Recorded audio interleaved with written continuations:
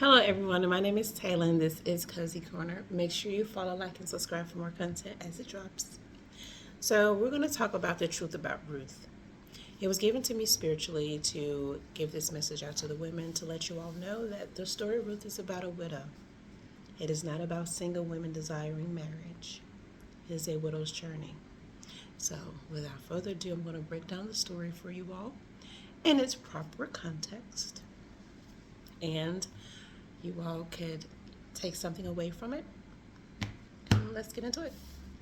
So, chapter 1 talks about Ruth and Ophrah, the Moabite women that married Naomi's sons.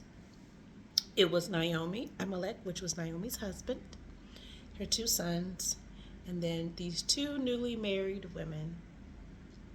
So, Naomi, throughout the process of life and things that transpired, Naomi's husband passed away. Not only that, but Naomi lost her two sons. So as a widow, it makes you wonder, what was going on in that time? Like, what was Naomi thinking? Now, widows, we can relate to the husband passing, and if you've lost a child, you can relate to that as well. That's a lot of weight to carry. But Naomi still managed to press through despite all of that. So here we have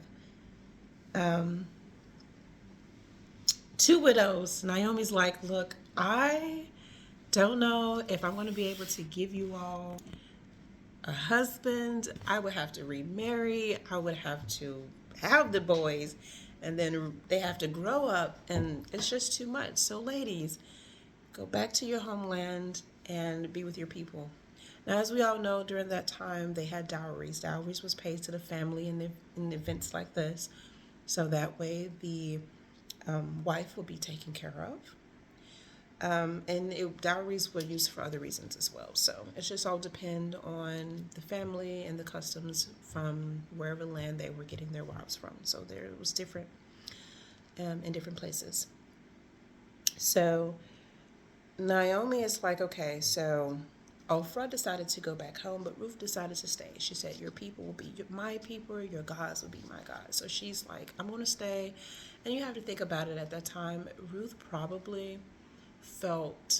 could understand and sympathize with Naomi because they both were widows. And I'm pretty sure Ruth, and this is just my idea of what could have been going on coming from a perspective of a widow, is Ruth was like, I can't leave you by yourself. You know, even if I go back home and I have all this support, but Naomi, what about you? So she said, no, I'm going to stay. I'm not going anywhere. And to be honest, if it was me, I probably would have done the exact same thing. I think I can relate in that aspect because I sympathize with a lot of women, even now, that are widows that have had that happen. I mean, we have this widows to widows. There's this connection through that journey that really put things in perspective about life and showing compassion and empathy and for other people in their situation. So that part of the story alone just kind of put things in perspective for me because I can relate to a lot of the things that they were going through. So they decided to go back to Naomi's homeland. And Naomi said, we're going to figure this out. So we're going to go back to the homeland which my husband came from. The other thing I wanted to point out is if you read from verse 19 and 21, you kind of feel a lot of the pain that Naomi was experiencing.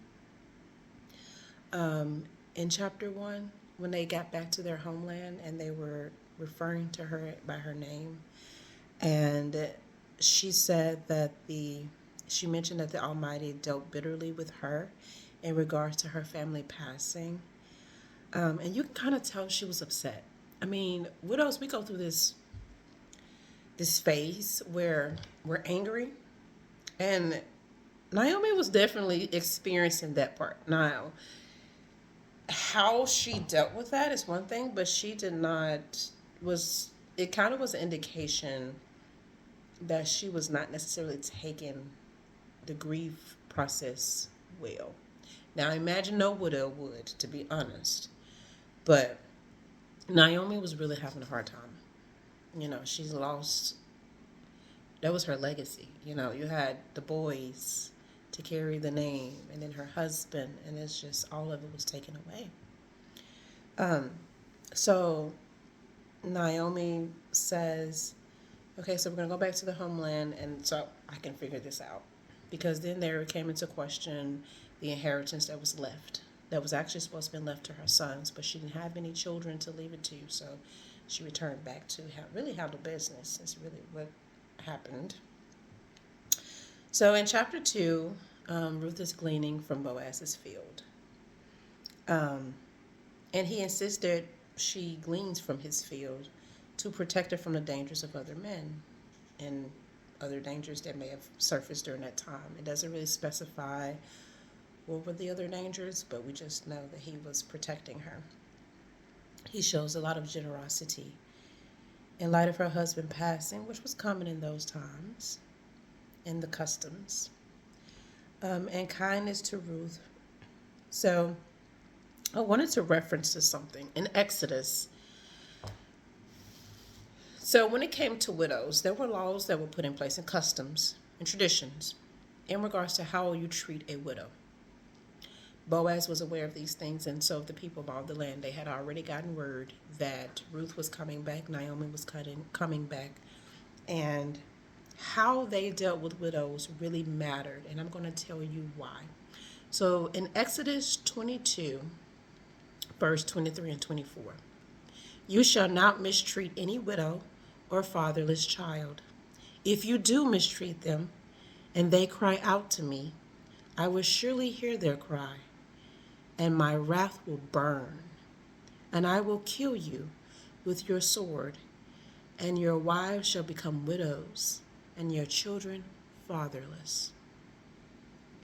So, if you think about how serious it was that Boaz did not turn Ruth away when he found out she was gleaning from his field, because that would have brought wrath from the Most High.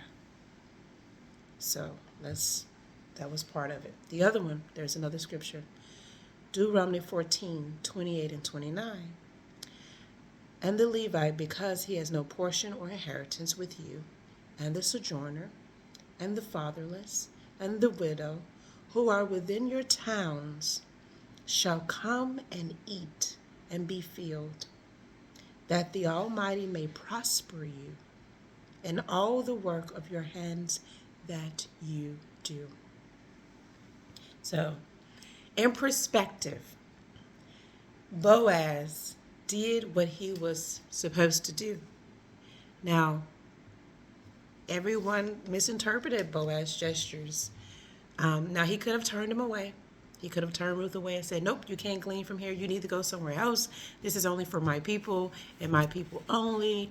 But Boaz knew what was at stake if he would have turned Ruth away, knowing that she was a widow. So keep that in mind. Then it goes on to say, so when Ruth is gleaning from Boaz's field, Ruth returned to Naomi. And what she said about the Most High prospering Boaz, because that was the customs, like I said, we read in Deuteronomy, that if someone came to you that was in need, you had to help them.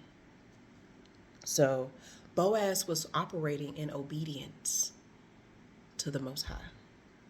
So keep that in mind.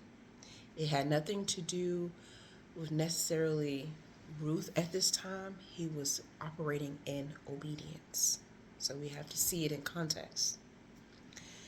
And that's why Naomi told Ruth that may the Most High bless him and prosper him, because he has helped us in our time of need. So that is chapter 1 and 2 summary. And we're going to talk about 3 and 4. And stay tuned next week to see that. I hope that something that I've said has helped put things in perspective as to what was going on at that time. I will upload the scriptures as well, so you can go back and read them for yourself. And you all have a great day. This is Taylor with Cozy Corner. Until next week.